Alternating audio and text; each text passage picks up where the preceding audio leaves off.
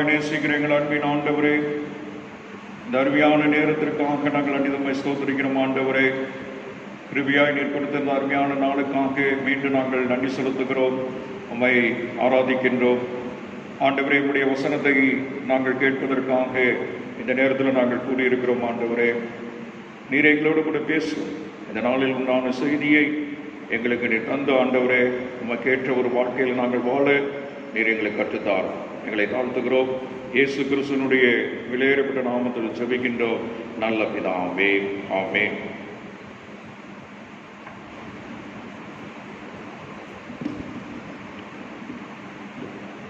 ஆண்டவர் இரட்சகருமாகிய இயேசு கிறிஸ்துவினுடைய நாமத்தில் இந்த வழிபாட்டில் இணைந்திருக்கிற உங்களை யாவருக்கும் அன்பின் வாழ்த்துதலை தெரிவித்துக் கொள்கிறேன். கர்த்தர் நம் ஒவ்வொருவரையும் ஆசீர்வதித்து வழி நடத்துவாராக. புதிய மாதத்தை துவங்கியிருக்கின்றோம்.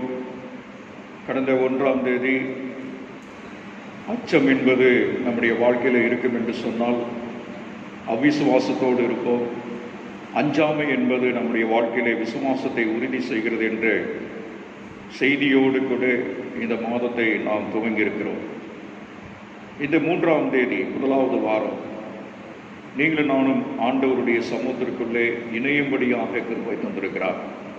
ஒருவேளை ஆலயத்திற்குள்ளே நாம் வர முடியாவிட்டாலும் அவரவர்களுடைய இல்லங்களிலே இந்த ஞாயிறு வழிபாடு என்பது இன்றைய நாளில் நடக்கக்கூடிய ஒன்று. ஆகவே நாங்கள் இணைந்திருக்கிறோம் என்று சொல்லி ஆண்டவரை துதிக்க கனப்படுத்த உங்களை நீங்கள் ஆயத்தப்படுத்தி இணைந்திருப்பீர்கள்.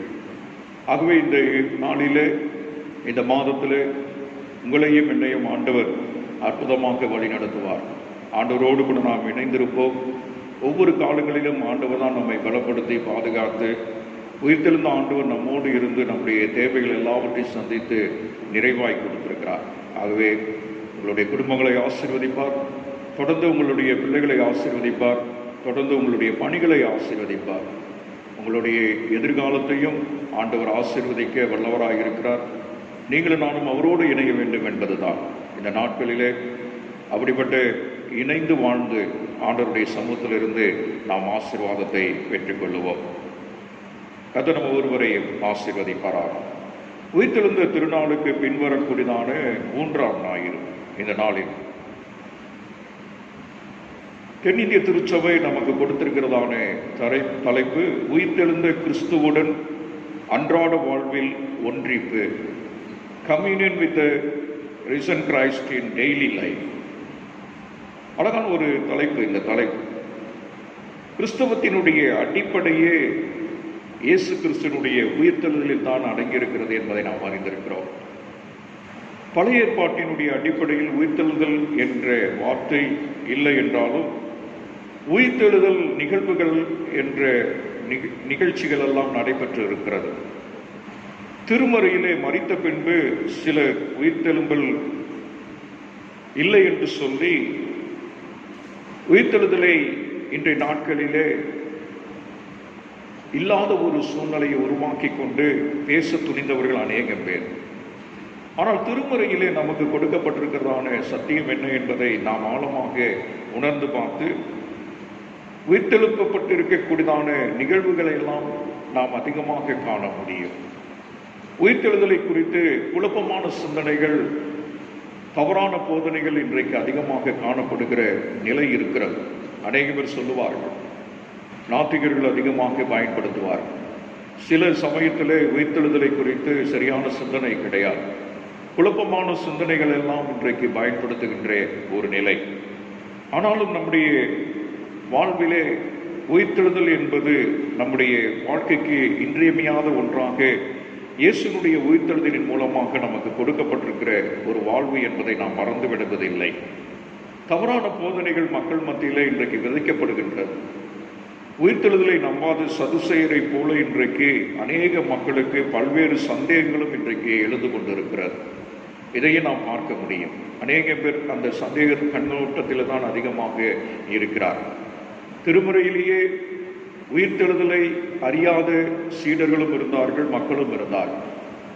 ஆனால் நம்முடைய வாழ்க்கையில உயிர்த்தெழுதலை குறித்து நம்முடைய வாழ்க்கையிலே சிறப்பாக வேதத்தின் பகுதிகளின் மூலமாக இயேசுவினுடைய உயிர்த்தெழுதலை அதிகமாக நாம் கற்றுக்கொண்டிருக்கிறோம். இன்றைக்கும் அந்த விசுவாசத்திலே வாழ்ந்து கொண்டிருக்கிறோம். ஆகவே இயேசு கிறிஸ்துவினுடைய உயிர்ப்பு என்பது ஒரு நாள் மாத்திரம் உயிர்த்தெழுந்தாரே என்று சொல்லி பாடிவிட்டு போகின்ற ஒரு நிகழ்வு அல்ல. அந்த ஈஸ்டர் பண்டிகை என்று சொல்லி வந்துவிட்டால் அந்த நாட்களிலே மாத்திரம் உயிர்த்தெழுந்தாரே என்று சொல்லி பாடலை பாடிவிட்டு அதோடு முடித்து விடுகின்ற ஒரு நிகழ்வு அல்ல என்பதை நீங்களும் நானும் பார்க்க அழைக்கப்பட்டிருக்கிறோம். ஏனென்று சொன்னால் சில நேரங்கள் அதைத்தான் இன்றைக்கு திருச்சபை பயன்படுகிறது. திருச்சபையினுடைய உயிர்த்தெழுதலை மையமாக வைத்து இன்னும் ஆழமான சிந்தனையை நாம் பயன்படுத்தி உயிர்த்தெழுடைய வல்லமையை இந்த உலகத்திற்குள் வெளிப்படுத்த அன்றாட வாழ்விலே உயிர்த்தெழுந்த ஆண்டவரை இணைத்து கொண்டு அந்த இணைத்துகின்ற வாழ்விலே நம்மை முழுவதுமாக பயன்படுத்தி கொண்டு இந்த உலகத்திற்குள்ளே எடுத்து செல்ல வேண்டும் என்பதுதான் ஒவ்வொரு திருச்சபைக்கும் மக்களுக்கும் ஆண்டவர் எடுத்து சொன்ன வார்த்தைகள். ஆகவே உயிர்ப்பிக்கின்ற ஆண்டவர், இணைந்து செல்லுகின்ற ஆண்டவர், இணைத்து அழைத்து செல்லுகின்ற ஆண்டவர், நம்மை விட்டு விடுவதில்லை. உயிர்த்தெழுந்த ஆண்டவர் நம்மோடு இணைந்து எல்லாவற்றிலும் செயல்படுகிற ஆண்டவர் என்பதை நாம் அழைக்கப்பட்டிருக்கிறோம். பவுல் அடிகளாருடைய கூற்றுப்படி 1 கொரிந்தியர் 15:17 கிறிஸ்து உயிருடன் எழுப்பப்படவில்லை என்றால் நீங்கள் கொண்டிருக்கக்கூடியதான நம்பிக்கை பயனற்றது என்று சொல்கிறார்.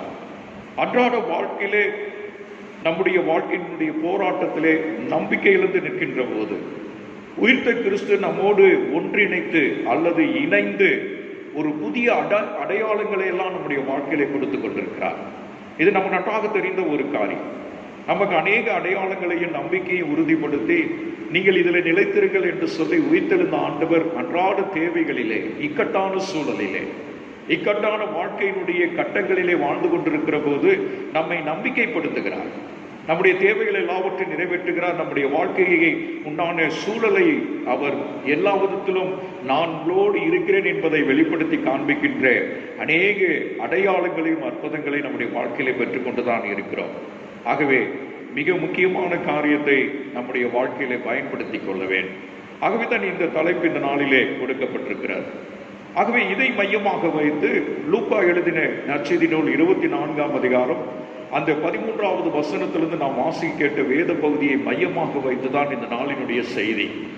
லூக்கா எழுத்தாளர் தமது எழுத்துக்களிலே புவியியல் சார்ந்த பல நிகழ்வுகளை பதிவு செய்கின்ற போது அது நிச்சயமாகவே ஒரு பொருள் இருக்கக்கூடிய ஒன்றாக இருக்கிறது. லூக்கா எழுதிய நற்செய்தியாளர் ஒரு புவியியல் சார்ந்த ஒரு விளக்கங்களை கொடுக்கின்றார். கட்டாயமாக அந்த நிச்சயத்தை ஏன் இங்கே ஏற்படுத்துகிறார், அதில் ஒரு பொருள் இருக்கிறது என்பதை நிலைநாட்டுகின்றார். லூக்கா 24:13 வசனத்திலே சீடர்கள் இருவர் எருசலேமிலிருந்து ஏறத்தாழ 14 கிலோமீட்டர் தொலைவில் ஒரு ஊருக்கு சென்று கொண்டிருந்தார்கள். அந்த ஊரின் பேர் எம்மாவு என்று சொல்லப்படுகிறது. லூக்காவினுடைய கூற்றுப்படி இயேசு கிறிஸ்து உயிர்த்தெழுந்த பிறகு முதல் செல்லுகின்ற பகுதி இதுதான். மற்ற சுவிசேஷத்தில் இதை பற்றி சொல்லப்படவில்லை. இருந்தாலும் லூக்கா எழுதின நற்செய்தி நூலாளர் தன்னுடைய அனுபவத்தை வெளிப்படுத்துகின்ற போது அந்த இடத்திலே நடந்த நிகழ்வுகளை, முதலாவது இயேசு கிறிஸ்து உயிர்த்தெழுந்த பின்பதாக எம்மாவூருக்கு செல்லுகிறார் என்ற செய்தியை அவர் பதிவிட்டிருக்கிறார். அதே போல நற்செய்தி நூல்களிலே எருசலேமுக்கு மிக அருகில் உள்ள இந்த ஊர் எம்மாவு வேறு எங்கும் குறிப்பிடப்படவில்லை என்பதையும் பதிவு செய்யப்பட்டிருக்கிறது. கட்டாயமாக இதை நாம் அறிந்து கொள்ள வேண்டும். நிகழ்வுகளை கட்டாயமாக, சரித்திரத்தை, புவியில் சார்ந்த நிகழ்வுகளை நீங்கள் நானும் அறிந்து கொள்வது மிக மிக நல்லது. லூக்கா நற்செய்தியாளர் ஆழமாக தெளிவாக சொல்கிறார். உயிர்த்தெழுந்த பிறகு ஆண்டவராக இயேசு கிறிஸ்து எம்மாவூருக்கு செல்லுகின்ற ஒரு நிகழ்வை மையமாக வைத்து அதை வெளிப்படுத்துவதிலே அங்கே அக்கறை காட்டுகிறார். அந்த பதிவைத்தான் அதிகமாக பயன்படுத்துகிறார். காரணம் என்ன என்று சொன்னால், தள்ளுபடி ஆகமம் என்று சொல்லக்கூடியதான 1 மக்கபேயர் 3:40 வசனத்தை நான் படிக்கிறேன். இந்த பகுதி நம்முடைய திருமறையில் இருக்கார், இருந்தாலும் பொதுமொழிபெயர்ப்பில் இருக்கிறதை நான் எடுத்து படிக்கின்றேன். 1 மக்கபேயர் 3:40 வசனம். அதை நான் படிக்கின்றதை நீங்கள் கேளுங்கள். அவ்வாறே அவர்களும் தங்கள் முழு படையோடும் புறப்பட்டு சென்று எம்மாவுக்கு அருகே இருந்த சமவெளியை அடைந்து அங்கு பாசறை அமைத்தார்கள். தொடர்ந்து 57வது வசனத்தை நான் வாசிக்கின்றேன். அதில் குறிப்பிடப்பட்டிருப்பது என்ன என்று சொன்னால், பிறகு அவர்கள் இடம்பெயர்ந்து எம்மாவுக்கு தென்புறத்தில் பாசறை அமைத்தார்கள். ஆகவே இந்த மக்கபேயர் புஸ்தகத்திலே எழுதப்பட்டிருப்பது என்ன என்று சொன்னால், அங்கே போருக்கு உண்டான ஒரு இடமாக இருந்தது. போர் உண்டாவதற்கு உண்டான இடத்திலே அங்கே பாசறை அமைத்து வீரர்கள் தங்கியிருப்பார்கள். ஆகவே அந்த எம்மாவூர் என்பதை என்ன என்று சொன்னால், அந்த இடத்திலே வீரர்கள் தங்கியிருந்து போர் புரிவதற்காக உருவாக்கப்பட்ட ஒரு இடம், கிராமம். ஆகவே அந்த கிராமத்தை குறித்து தான் அங்கே தெளிவுபடுத்துகிறார். தொடர்ந்து 1 மக்கபேயர் 9ஆம் அதிகாரம் 50வது வசனம்.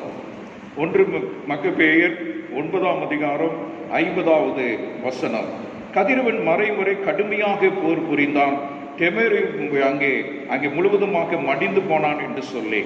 அதே போல 9ஆம் அதிகாரம் 5வது வசனத்தில், நான் தப்பாக வாசித்து விட்டேன், பாக்கியது எருசலேம் திரும்பினான், யூதேயாவில் அரண்சூல் நகர்களை கட்டினான், எரிகோ, எம்மாவு, பெத்கோரான், பெத்தேல், தமனாத்தா, பாரத்தோன், தெபோன் ஆகிய நகரங்களிலே கோட்டைகளை கட்டி எழுப்பி உயர்ந்த மதில்கள், கதவுகள், தாழ்பாள்கள் கொண்டு அவற்றை வலுப்படுத்தினான்.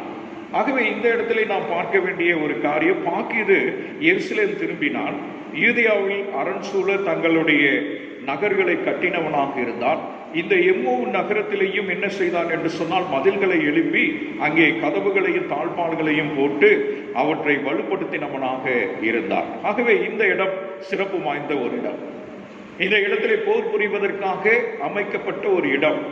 பாசறை கட்டி அங்கே வீரர்கள் தங்கியிருந்து அங்கே இருக்கக்கூடியதான ஒரு இடமாக திகழ்கின்ற ஒன்றாக இருக்கிறது.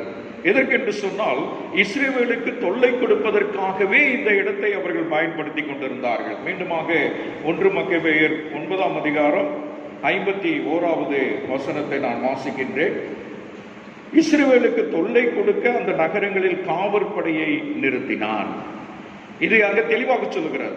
அந்த இடத்திலே இஸ்ரேல் மக்களை தொல்லைப்படுத்துவதற்காக அங்கே வீரர்கள் பாசறை கட்டி அந்த இடத்துல தங்கியிருந்து அவர்கள் மூலமாக அங்கே தொல்லைகளை உருவாக்கி கொண்டு இருந்தார்கள்.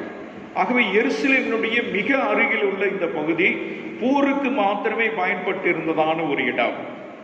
இயேசு கிறிஸ்துவினுடைய உயிர்த்தெழுதலுக்கு பிறகு நடைபெறும் நிகழ்வுகளால் அந்த இடம் முக்கியத்துவப்படுத்தப்படுகிறது. அதுவரை அது முக்கியத்துவப்படுத்தப்படவே இல்லை. ஏனென்று சொன்னால், போர் புரிவதற்காக இடம் ஒதுக்கப்பட்டிருந்ததே தவிர அந்த இடம் அதிகமாக முக்கியத்துவப்படுத்தப்படவில்லை என்பது நமக்கு தெளிவாக இருக்கிறது.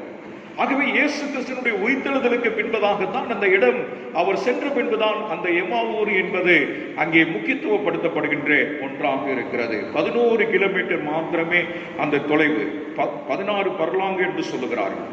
ஆய்வுகள் சொல்லுகின்ற ஒன்றாக இருக்கிறது. மார்க்கு 16ஆம் அதிகாரம் 12வது வசனத்திலே இருவர் வயல்வெளிக்கு நடந்து சென்ற போது என்பதை பதிவு செய்திருக்கிறார்.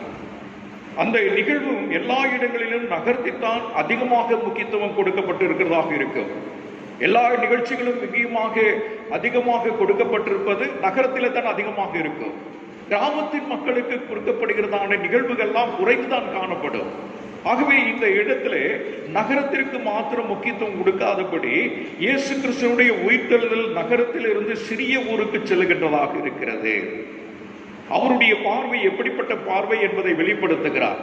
தான் எங்கிருந்து எந்த இடத்துல எப்படி பணிபுரிய வேண்டும், எங்கே செல்ல வேண்டும், எதற்கு முக்கியத்துவம் கொடுக்க வேண்டும் என்பதற்காக உயிர்த்தெழுதலுக்கு பின்பதாக அந்த இடத்திற்கு சென்று அதை முக்கியத்துவப்படுத்துகிறார். அதுவரையும் அந்த இடத்திலே முக்கியத்துவம் இல்லை.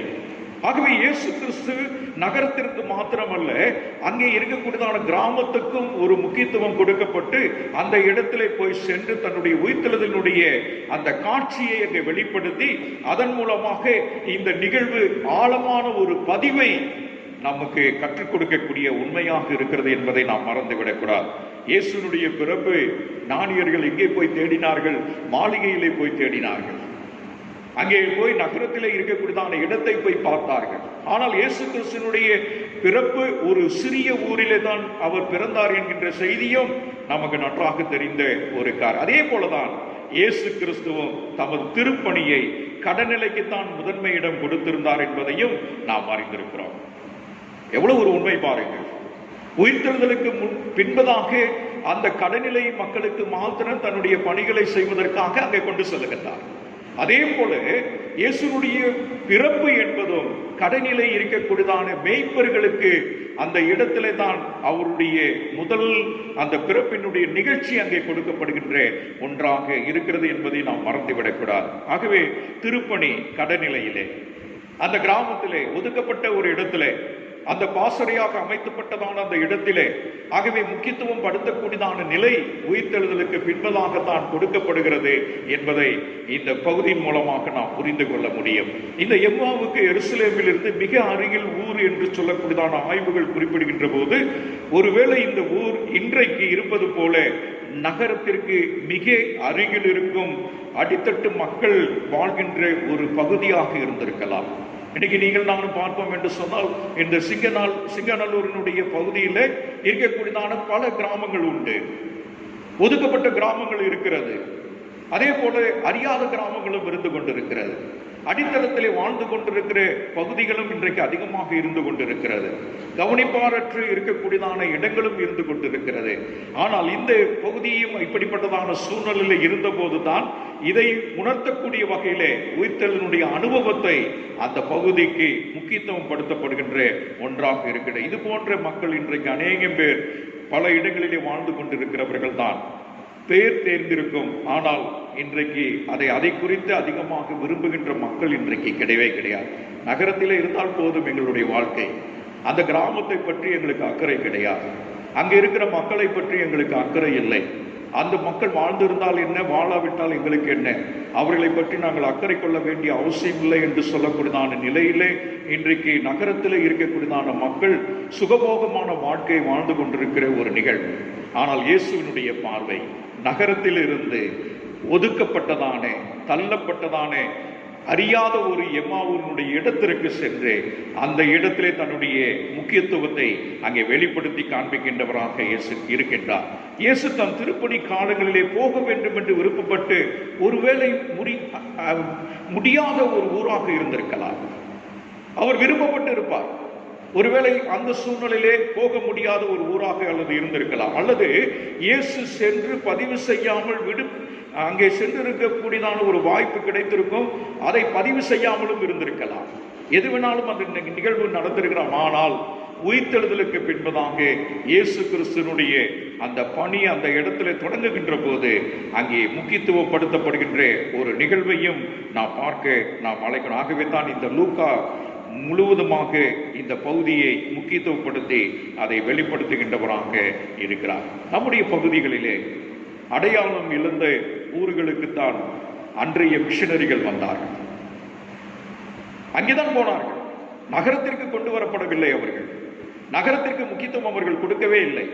எங்கே அடித்தளமாக வாழ்ந்து கொண்டிருந்த மக்கள், பாதிக்கப்பட்டிருந்த மக்கள், அங்கே சமுதாயத்திலே ஜாதி வெறியினாலே அங்கே தள்ளப்பட்டதான மக்கள், அது மாத்திரமல்ல அவர்கள் உள்ளே வரக்கூடாது என்று சொல்லி ஒதுக்கி வைத்திருந்ததான உயர்குடி மக்கள் மத்தியிலே இருந்து அவர்களுக்கு வந்ததான தொல்லைகள் கொடுக்கப்பட்டதான இடங்களுக்கு தான் மிஷனரிகள் செய்தார்கள்.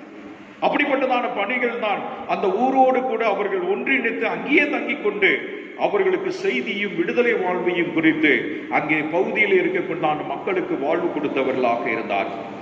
அது மிக முக்கியமான ஒரு பணி.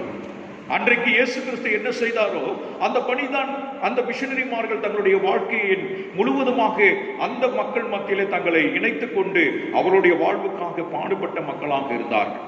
விடுதலை கொடுப்பதற்காக, அவர்களுடைய வாழ்வாதாரங்கள் மீண்டுமாக உயர்வதற்காக, அவர்களும் நகரத்தில் இருக்கக்கூடியதான மக்களோடு இணைய வேண்டும் என்பதற்காக இந்த மிஷனரி பணிகள் சிறப்பாக இயேசுவினுடைய பார்வை அந்த மக்களோடு கூட இணைந்திருந்தது என்பதை நாம் பார்க்க நாம் அழைக்கப்பட்டவர்களாக இருக்கிறோம். அதுவரைக்கும் போர் புரிவதற்காக பயன்படுத்தப்பட்டதான அமைதியற்ற சூழலில் இருந்த இடம் ஒரு அமைதியின் இடமாக மாறப்படுகிறது. அந்த இடத்துல அமைதியற்ற சூழலில் தான் அங்கே இருக்கக்கூடியதான நிலை. ஏனென்று சொன்னால் போர் வீரர்கள் அங்கு இருக்கின்ற போது ஒரு பதட்டமான ஒரு சூழ்நிலை இருந்து கொண்டே இருக்கும். எப்பொழுது எதிரிகள் வருவார்கள் உடனே ஆயத்தத்தோடு அவர்கள் முழுவதுமாக போருக்குண்டான ஆயத்தங்களை செய்து கொண்டு பதட்டமான ஒரு சூழ்நிலையிலே தான் அந்த எம்மாவூர் இருந்து கொண்டு இருந்த நிலை. ஆனால் இயேசுவினுடைய அந்த சூழல் அங்கே போன பின்பதாக ஒரு அமைதியின் இடமாக மாற்றப்படுகிறது. ஒரு அங்கீகரிக்காத விரும்பாத ஒரு இடத்தை இயேசுவினுடைய பயணத்தினாலே அங்கே முக்கியத்துவம் கொடுக்கப்படுகின்ற ஒரு நிலையாக மாறுகிறது. இன்றைக்கு அந்த எம்மாவூரிலே 2 திருச்சபைகள் கட்டப்பட்டிருக்கிறது. அதுவரையும் அந்த இடத்திலே அறியாத ஒரு இடம், யாரும் போகாத ஒரு இடம், அந்த இடம் போர் புரிவதற்காக கொடுக்கப்பட்ட இடம். அமைதியற்ற ஒரு சூழல். ஆனால் இயேசுவினுடைய சமூகம் அங்கே சென்ற பின்பதாக, உயிர்த்தெழுதலுக்கு பின்பதாக அவர் அந்த இடத்திற்கு சென்ற பின்பதாக அந்த சூழலே மாறுகிறது. அந்த இடத்திலே அமைதி உருவாகிறது. அங்கே இருக்கிற மக்கள் ஆண்டவரை ஏற்றுக்கொள்ளக்கூடிய வகையிலே அங்கே முக்கியத்துவம் படுத்தப்படுகிறது. அங்கே முக்கியத்துவம் கொடுக்கப்பட்டதினால்தான் இன்றைக்கு அந்த இடத்திலே திருச்சபைகள் உருவாகி இருக்கிறது. இதுதான் மிக முக்கியமான அடையாளமாக இந்த நாட்களிலே நீங்களும் நானும் கண்டுகொள்வதற்கு அழைக்கப்பட்டிருக்கிறோம். இயேசுவினுடைய வரவால் நீங்களும் நானும் ஒரு பயனற்ற ஒரு சூழலில் இருந்தபோது நம்மை அடையாளப்படுத்தி விட்டது. நீங்களும் நானும் இருந்த காலகட்டத்தை மையமாக வைத்து பார்க்கிற போது, உயிர்த்தெழுதலுக்கு பின்பதாக மிஷனரிகள் தங்களுடைய வாழ்க்கை பயணத்தை இந்த இடத்துல கொண்டு வந்து அடையாளமற்றிருந்த ஒரு வாழ்க்கையை அடையாளப்படுத்தி இயேசுவோடு கூட இணைகின்ற ஒரு வாழ்க்கையை நீங்களும் நானும் பெற்றுக்கொள்ளுகின்ற ஒரு அனுபவத்தை அவருடைய உயிர்த்தெழுதலின் மூலமாக அது முக்கியத்துவப்படுத்தப்பட்டு நம்முடைய வாழ்வை உருவாக்கி இருக்கிறார் என்பதிலே சந்தேகமில்லை என்பதை நாம் பார்க்க நாம் அழைக்கப்பட்டிருக்கிறோம்.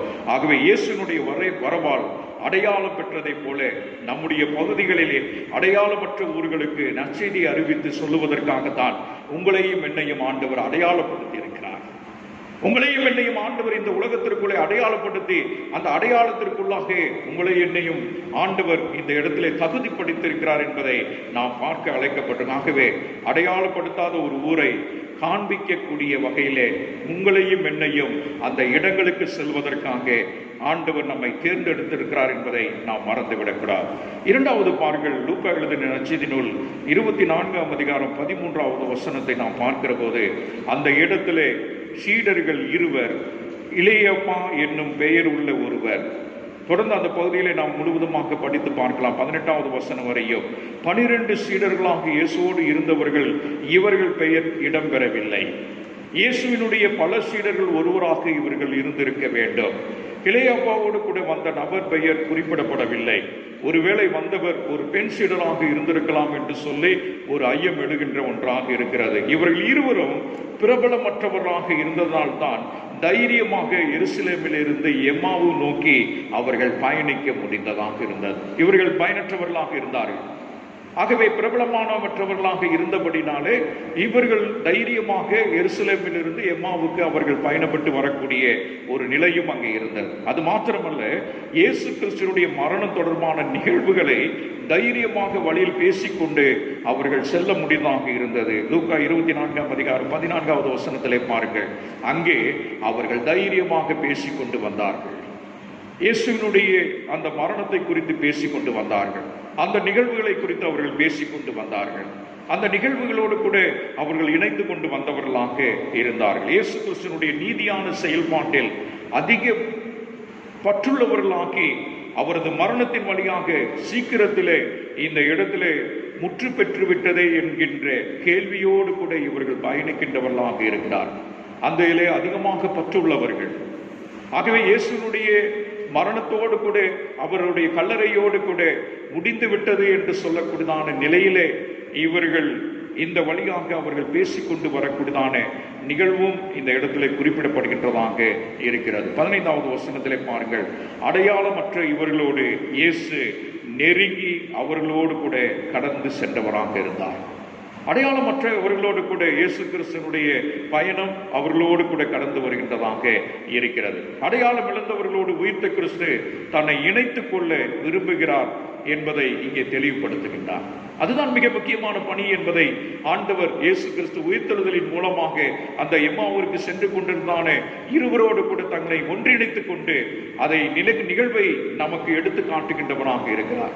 நீங்களும் நானும் இன்றைக்கு இருந்து கொண்டிருக்கிற மக்களோடு கூட வாழ்க்கை தான், கிறிஸ்தவர்களோடு கூட வாழ்ந்து கொண்டிருக்கிற ஒரு வாழ்க்கை. இங்கேயே தான் நம்முடைய வாழ்க்கை ஓடிக்கொண்டிருக்கிறது. இங்கேயே தான் நம்முடைய வாழ்க்கையை பேசிக்கொண்டே இருக்கிறோம். அடையாளப்படுத்தி கொண்டிருக்கிற மக்களோடு தான் நாம் நம்முடைய தொடர்புகளை வைத்துக் கொண்டிருக்கிறோம். ஆனால் இயேசுனுடைய பார்வை அடையாளமற்ற ஒரு மக்களோடு கூட இணைய வேண்டும் என்பதுதான். அடையாளமற்ற மக்களோடு கூட நம்முடைய வாழ்க்கை இங்கு தொடர வேண்டும் என்பதுதான் அவருடைய பார்வை. இன்றைக்கு கிறிஸ்தவர்களாகி நம்முடைய வாழ்க்கையிலே மிக முக்கியம் என்பதை வலியுறுத்தி சொல்லக்கூடியதான எம்மாவூருடைய பயணத்திலே சீடர்களோடு கூட ஒன்றிணைத்துக் கொண்டதான இயேசு கிறிஸ்து இவர்கள் பிரபலமற்றவராக இருந்தாலும் இவர்களோடு கூட தன்னுடைய அன்பை வெளிப்படுத்தி அவர்களோடு கூட இணைத்துக் கொண்டு போனதை போலதான் நீங்களும் நானும் இந்த நாட்களிலே அடையாளமற்ற மக்களோடு கூட இணைந்து செல்வதற்காகத்தான் இன்றைக்கு உங்களையும் என்னையும் ஆண்டவர் வைத்திருக்கிறார். இன்றைக்கு நாம் மறந்து போனோம். ஒன்று நமக்குள்ளேயே வைத்து வாழ்ந்து கொண்டிருக்கிறோம், நமக்குள்ளே செய்து கொண்டிருக்கிறோம், நமக்குள்ளேயே நம்முடைய பயணங்கள் போய் கொண்டிருக்கிறது. எங்கே செல்ல வேண்டுமோ, எங்கே பயன்படுத்தப்பட வேண்டுமோ இன்றைக்கு நாம் செல்ல முடியவில்லை. நம்முடைய வாழ்க்கை அங்கே தடையாக இருக்கிறது, நம்முடைய எண்ணங்கள் தடையாக இருக்கிறது, நம்முடைய உயர்வுகள் தடையாக இருக்கிறது. நான் வாழ்ந்து கொண்டிருக்கிற சொசைட்டி எனக்கு தடையாக இருக்கிறது. நான் எங்கே போய் அடையாளப்படுத்த வேண்டுமோ அங்கே நான் அடையாளப்படுத்தாதபடி இயேசுனுடைய முக்கியத்துவத்தை உணர்ந்து என்னுடைய பணிகள் அங்கே செயல்படுத்த வேண்டும் என்பதை இன்றைக்கு முழுவதுமாக தடை செய்யப்பட்ட நிலையிலே நம்முடைய அடையாளங்கள் முழுவதுமாக பாதிக்கப்பட்ட நிலையில இருக்கிறது என்பதை நாம் மறந்துவிடக்கூடாது. அதைத்தான் ஆண்டவர் இந்த இடத்துல சொல்லுகிறார். என்னுடைய உரையாடல் அவர்களோடு இருக்கிறது, என்னுடைய பயணம் அவர்களோடு இருக்கிறது. அவர்கள் என்ன பேசிக்கொண்டு இருக்கிறார்கள் என்பதை ஆராய்வதற்காக அல்ல, அவர்களுக்கு இருக்கக்கூடியதான குழப்பமான சூழலை மாற்றி அவர்களோடு கூட நான் தொடர்ந்து பயணிக்க வேண்டும் என்பதற்காகத்தான் ஆண்டவராக இயேசு கிறிஸ்து அவர்களோடு கூட இணைந்து செல்லுகின்றவராக இருக்கிறார். தொடர வேண்டும் என்று, பிடித்திருக்க வேண்டும் என்று சொல்லி, அவர்களுடைய வாழ்க்கையை குறித்து அறிந்து கொள்ள வேண்டும் என்று சொல்லி விருப்பப்பட்டவராக செல்லுகிறார். அன்பானவர்களே, ஒரு பார்வை நமக்குள்ளே இருந்திருக்க வேண்டும். ஒன்று, நாம் பிடித்தவர்களாக இருந்தால் அங்கே தொடர்ந்து செல்லுவோம். அதே போல பேசுகின்றவர்கள் செயல் பிடித்திருக்க வேண்டும். அப்படி இருந்தால் அவர்களோடு கூட நாம் செல்லுவோம். இன்னைக்கு நபர்களையும் பிடிக்காது, அவர்களுடைய செயல்களையும் பிடிக்காது, அவர்களோடு கூட தான் அதிகமாக இன்னைக்கு தொடர்பு இருக்கிறது. சில பேர் நன்றாக பேசுகின்றார்கள், அவர்கள் இயேசுவினுடைய செயல்பாட்டிற்குள்ளே தங்களை இணைத்துக் கொண்டு தங்களுடைய வாழ்க்கையை பயன்படுத்தி கொண்டிருக்கிறார்கள். பேசுகின்ற செயலையும் அவர்கள் தங்களுடைய வாழ்க்கையிலே காண்பித்துக் கொண்டிருக்கிறார்கள். அப்படிப்பட்ட மக்களையும் பின்பற்றுகின்ற ஒரு கூட்டமும் இன்றைக்கு இருந்து கொண்டிருக்கிறார். அன்பானவர்களே, இது மிக முக்கியமான ஒரு காரியம். இவர்கள் பேசிக் கொண்டிருப்பது என்ன என்பதை இயேசு கிறிஸ்து பார்த்து அவர்கள் உண்மையிலே எதை குறித்து அவர்கள் பேசிக் கொண்டிருந்தார்கள் என்பதற்காக அவர்களுக்கு தொடர்ந்து சென்று கொண்டிருக்கிறார். அதே போல பேசுகின்றவர்களுடைய செயலும் திருப்திகரமாக இருந்தபடினாலே தான் இயேசு கிறிஸ்துவும் அவர்களோடு கூட சென்று கொண்டிருக்கிறார். மிக முக்கியமான காரியம், நான் பிடித்திருக்க வேண்டும், நான் கட்டாயமாக இயேசுவினுடைய செயலுக்குள்ளே இறங்கியிருக்க வேண்டும். இது இருந்தால் என் இயேசு என்னோடு கூட பயணித்து வருகிறார். அந்த நபர் செய்யக்கூடியதான பணி உண்மையிலே நல்ல நபராக இருந்திருக்க வேண்டும், நல்ல பணியாக இருக்க வேண்டும். அவரும் தன்னுடைய பணியை நல்ல செயல்களுக்குள்ளே இணைந்திருக்க வேண்டும். அப்பொழுதுதான் இயேசு என்னோடு பயணித்து வருகிறார், என்னோடு இயேசு தொடர்ந்து வருகிறார், என்னோடு இயேசு என்னோடு கூட எப்பொழுதும் அவர் பிரயாணங்கள் தொடர்ந்து கொண்டே இருக்கிறது. ஏன் என்று சொன்னால், நான் இயேசுவின் பிள்ளை, நான் இயேசுவுக்காக நான் செய்கின்ற பிள்ளை, என்னுடைய சொல்லும் செயலும் இயேசுவை சார்ந்து இருக்கிறது, இயேசுவுக்கு பிடித்தமாக இருக்கிறது. ஆகவே இயேசு என்னோடு தொடர்வதற்காகத்தான் விருப்பப்படுவாரே தவிர என்னை விட்டு பிரிவதற்காக அல்ல. இந்த உண்மை நமக்கு கற்றுக் கொடுக்கக்கூடியதான இந்த எம்மாவூருடைய பயணத்திலே நீங்களும் நானும் பார்க்க அழைக்கப்பட்டவர்களாக இருக்கிறோம். இயேசு தொடர்ந்து போய் கொண்டிருக்கிறார், அவர்களோடு கூட போய் கொண்டிருக்கிறார். அவர்கள் நல்ல செயலை பேசிக் கொண்டிருக்கிறார்கள், அவர்கள் பேசுவது பிடித்திருந்தது. அதனாலே இயேசு கிறிஸ்து அவர்களோடு கூட போய் கொண்டிருந்தார் என்பதை நாம் பார்க்க நாம் அழைக்கப்பட்டிருக்கிறோம். உயிர்த்த இயேசுவுக்கு இந்த இரண்டுமே பிடித்ததுதான் இவர்களோடு கூட இணைந்து செல்லுகின்றார். அன்பானவர்களே, நமக்கு வாழ்வு என்ன? நம்முடைய வாழ்வு ஆண்டவருக்கு பிரியமாக இருந்து ஆண்டவர் நம்மோடு கூட தொடர்ந்து வருவாரா என்கின்ற ஒரு கேள்வி நாம் கேட்டு பார்க்க அழைக்கப்பட்டிருக்கிறோம். இன்றைக்கு கிறிஸ்துவ வாழ்க்கையினுடைய முக்கியத்துவமே அதுதான். ஆண்டவருக்கு செய்ய வேண்டிய பணிகள், ஆண்டவருக்காக நாம் பாடுபடுகின்ற ஒரு பணிகள், ஆண்டவருக்காக செயல் வடிவத்திலே நம்மை முழுவதுமாக இணைத்துக் கொள்கின்ற பணிகள். ஆகவே இப்படிப்பட்டதான பணிகளுக்குள்ளே நாம் இணைந்து கொண்டு சமுதாயத்திலும் நம்முடைய வாழ்விலும் நாம் செய்யக்கூடியதான இடங்களிலும் எல்லா இடங்களிலும் ஆண்டவரை சார்ந்து செயல்பட்டு கொண்டிருக்கிறோமா என்பதை நாம் யோசித்து பார்ப்போம். அப்படி பிடித்திருந்தால் ஆண்டவர் நம்மோடு கூட இணைகின்றவனாக இருக்கிறார் என்பதை வெளிப்படுத்துகின்றார். அடையாளம் தெரியாத இவர்களை தனது ஒன்றிப்பின் வழியாக தமது உயிர்த்த வரலாற்றின் ஆணித்தரமான பக்கங்களில் இடம்பெற செய்கின்றவராக இருக்கிறார். ஏன் என்று சொன்னால், இவர்கள் பேசுவது பிடித்து விட்டது, இந்த நபர்கள் எதிர்பார்த்த காரியங்களை செய்து கொண்டிருப்பதை பிடித்து விட்டது. ஆகவே தான் ஆண்டவராகிய இயேசு கிறிஸ்து வரலாற்றினுடைய செயல்பாட்டிற்குள்ளே அவர்களை இணைத்து அதை உறுதிப்படுத்துகின்றவராக இருக்கிறார். உயிர்த்த ஆண்டவர் எங்கே நான் வந்தது சரிதான் என்பதை வெளிப்படுத்துகிறார். ஆண்டவர் அந்த இடத்திலே தான் வந்த பணிகளை நிறைவாக நான் செய்து ஆணித்தரமான பக்கங்களிலே இடம்பெறுவதற்காக இவருடைய சரித்திரத்தை அங்கே பதிவு செய்யக்கூடிய வகையிலே அவருடைய தொடர் பயணித்து ஒன்றிணைத்து காணப்படுகிற ஒரு வாழ்க்கையை அங்கே வெளிப்படுத்தி காண்பித்தவராக இருக்கிறார் என்பதிலே சந்தேகமில்லை. பிறப்பில் அடையாளம் இழந்த மெய்ப்பர்களோடு உயிர்ப்பில் அடையாளம் இழந்தவர்களோடு ஒன்றிணைத்து ஆண்டவருடைய பயணம் தொடர்ந்து கொண்டு இருக்கிறது. ஆண்டவருடைய பயணம் தொடர்ந்து கொண்டுதான் இருக்கிறது. ஆண்டவருடைய பயணம் எங்கே தடைபெறவே இல்லை. 3 நாட்கள் இருந்தபோது கூட அவருடைய பயணங்கள் நின்று போகவில்லை. அந்த பயணங்கள் தொடர்ந்து எங்கெல்லாம் தன்னுடைய பணிகளை தொடர்ந்து செய்ய வேண்டுமோ அந்த பயணத்தை தொடர்ந்து செய்து கொண்டுதான் இருந்தாரே தவிர அவருடைய பணிகள் எங்கேயுமே நிற்கவில்லை. மீண்டும் உயிர்த்தெழுந்த ஆண்டவருடைய பயணங்கள் இந்த மக்களோடு கூட வாழ்ந்திருந்து தன்னுடைய வாழ்க்கையை வெளிப்படுத்தி காண்பித்து அடையாளம் இல்லாமல் தவிக்கின்றோமோ என்கின்ற நிலையிலே வாழ்ந்து கொண்டிருக்கிற மக்களுக்கு ஒரு புதிய நன்மையும் புதிய நம்பிக்கையும் உருவாக்குகின்ற வகையிலே ஆண்டவராகிய இயேசு கிறிஸ்து அவர்களிடத்திலே தன்னை அடையாளப்படுத்துகிறார். அவர்களையும் அடையாளப்படுத்தும்படியாக எடுத்து பயன்படுத்துகிறார் என்பதிலே சந்தேகமில்லை என்பதை நாம் அழைக்கப்பட்டிருக்கிறோம். 3ஆவதாக நாம் பார்க்க வேண்டும், அடையாளம் இழந்து ஆற்றல் தரும் ஒன்றிப்பு என்பதை நாம் பார்க்க வேண்டும். இயேசு கிறிஸ்துவினுடைய உயிர்த்தலினுடைய அடையாளம் அந்த ஊரோடு அடையாளமற்ற நபர்களோடு மாத்திரமல்ல, தானே அடையாளம் இழந்து ஆற்றலற்றவருக்கு ஆற்றல் தருகின்றவராக இருக்கிறார். தன்னையே அங்கு இழந்து தன்னையே முழுவதுமாக ஒப்பு கொடுத்து ஆற்றலற்ற மக்களுக்கு ஆற்றல் தருகின்ற ஒரு வாழ்வை தருகின்றார். இன்று நம்முடைய அன்றாட வாழ்விலும் அவ்வாறு இணைய விரும்புகின்ற ஆண்டவராக இயேசு கிறிஸ்து, நம்மோடு கூட இணைந்து கொண்டு இருக்கிற ஆண்டவராக இயேசு கிறிஸ்து, எப்பொழுது நான் உங்களோடு கூட இருக்க வேண்டும் என்று சொல்ல விரும்புகிற ஆண்டவராக இயேசு கிறிஸ்து, எப்பொழுது என்னுடைய வாழ்விலே அவர் இருக்க வேண்டும் என்கின்ற ஆசையோடு காணப்படுகிற ஆண்டவராக இயேசு கிறிஸ்து, அவர் நம்மிடத்தில் இணைவதற்காக விரும்புகின்றவராக இருக்கிறார் என்பதை தெளிவுபடுத்துகிறார். 2 சீடர்களும் புதிய பயனை போல பேச்சை தொடங்குகிறார்கள்.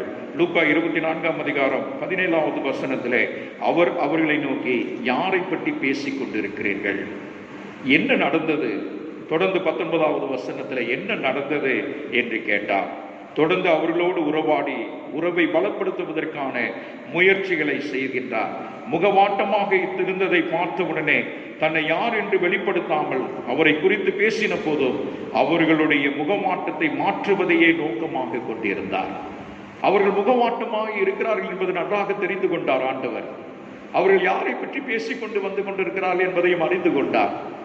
அந்த அறிந்து கொண்ட பின்பதாக அவர்களுடைய நோக்கத்தை நிறைவேற்றுவதற்காக அவர் செயலாற்றுகின்ற ஒரு ஆண்டவராக அந்த இடத்திலே தன்னை முழுவதுமாக அர்ப்பணிக்கின்றவராக இருக்கிறார். 28வது வசனத்திலே பாருங்கள், முகவாட்டத்தோடு இருக்கும் இருவரையும் பாதியிலே விட்டுவிட்டு போக இயேசுவுக்கு மனமில்லை என்பதை உணர்த்துகிறது.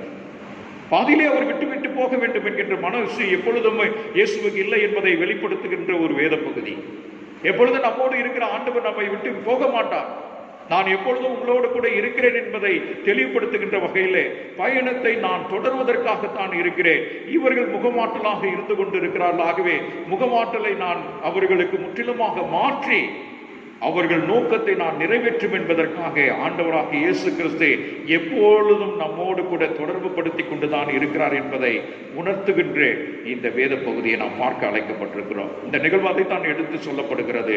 இறப்பதற்கு முன் தன்னை இழப்பதற்கான அடையாளமாக வெளிப்படுத்தின அப்பம் விற்கும் நிகழ்வினை இவர்களோடு கூட இணைத்து புது உடன்படிக்கையின் உறவை மீண்டும் அங்கே வெளிப்படுத்தி காண்பிக்கிறார். தொடர்ந்து அந்த பகுதியில் நீங்கள் படித்து பார்க்கிற போது 29வது வசனத்தில் நாம் பார்க்கிற போது அப்பத்தை பிட்டு மீண்டுமாக உறவை ஏற்படுத்தி அந்த நிகழ்வுகளை இவர்களோடு இணைத்துக் கொண்டு புது உடன்படிக்கையின் உறவை மீண்டுமாக அவர்களிடத்தில் வெளிப்படுத்தி காண்பித்து அதன் மூலமாக தான் யார் என்பதையும் அந்த இடத்துல அவர்களுடைய முகவாண்டலாக இருந்த அந்த சூழ்நிலையை மாற்றுகின்ற ஆண்டவராகிய இயேசு கிறிஸ்து. லூக்கா 24ஆம் அதிகாரம் 31வது வசனத்தில் அவர்கள் கண்கள் திறந்தன.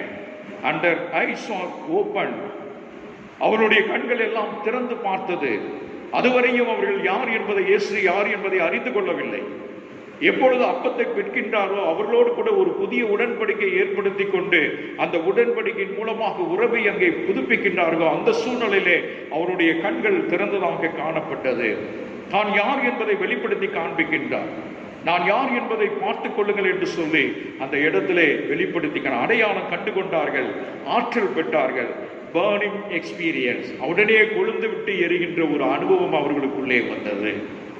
உடனே அவர்களுடைய வாழ்க்கையிலே ஒரு பெரிய மாற்றம் வந்தது.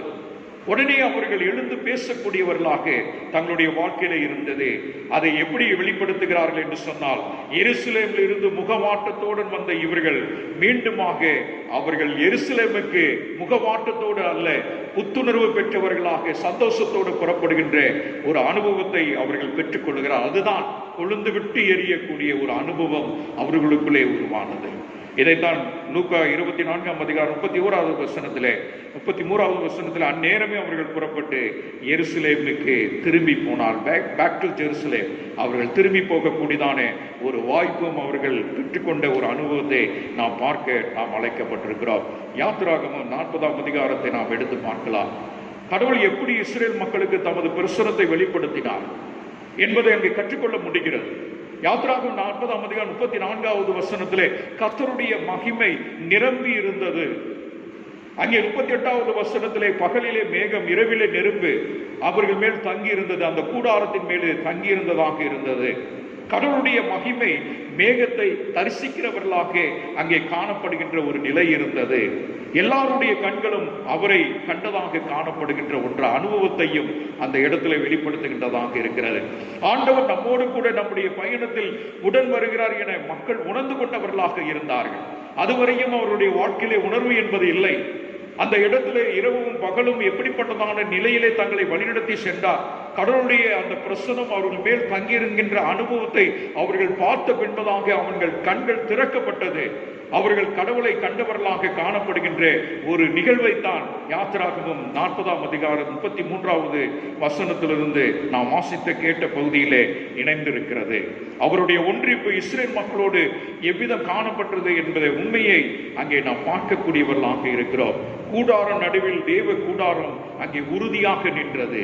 கூடாரத்திலே கடவுளுடைய கூடாரம் என்பது உறுதிப்படுத்தப்பட்டது. கடவுள் நான் இருக்கிறேன், அந்த கூடாரத்திற்கு மேலாக என்னுடைய கூடாரம் இருந்து கொண்டிருக்கிறது என்பதை உறுதிப்படுத்துகிறார். ஆகவே அவருடைய பிரசனத்தை அங்கே காண்பிக்கின்றவராக இருக்கிறார்.